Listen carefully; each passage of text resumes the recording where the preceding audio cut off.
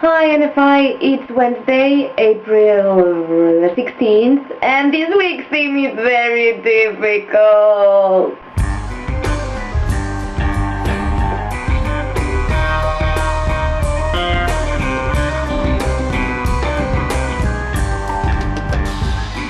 Help! I read a lot, and to be honest, an important part of my life is devoted to books. I work as a literary translator. I work as an editorial counselor, which means I read and review and analyze books to see if a Spanish publishing house is interested in translating and publishing them. I blog about books. I put link in the sidebar.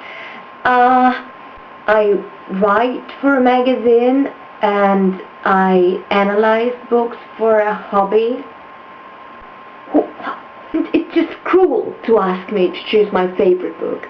It's like asking a mother which of her children she loves best. It's cruel. Because I think that because I read so much, it has kind of affected my brain.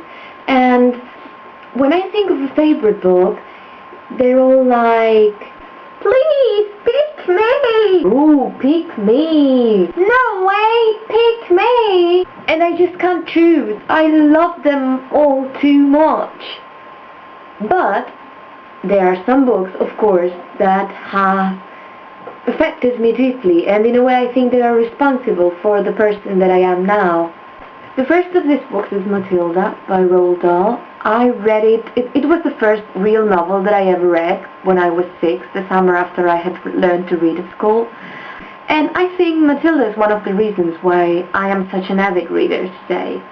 Because I think that the moral that I got of this story is that reading makes you a better person, or can help you try at least. Then we've got Mouse, which was the first graphic novel that I ever read, and other than the fact that it's an excellent book and I totally recommend it if you haven't read it, I think it's responsible for my obsession with comics in a way, because it just made me think like, wow, now comics are really something. And then we've got Bridget Jones' Diary by Helen Fielding. Bridget Jones is important to me because I read it when I was about 13 or 14. And I can safely say that pretty much everything I know about men, I learned from Bridget Jones. I don't know, I hope that now that I don't have a boyfriend anymore, Bridget Jones is going to come to the rescue. Because I certainly would kill for a Mark Darcy to call my own. I think that's pretty much all I have to say on the subject of my favorite books. I really can choose one. The thing is that when I open a book, I always have that feeling that it's like, ooh, this could be my potential favorite book. And I wouldn't want to lose that feeling for anything in the world. What does it feel like for you to open a new book? I almost forgot. I wanted to ask permission to skip next week's theme and leave it for the week after, because there are a couple of very nerd-fightery and important things going on in Barcelona this weekend and next Wednesday, and I wanted to share them with you. And I also wanted to ask permission to make a slightly longer video in case everything I want to show you doesn't fit in 4 minutes. Let me know in the comments if you allow me to do so.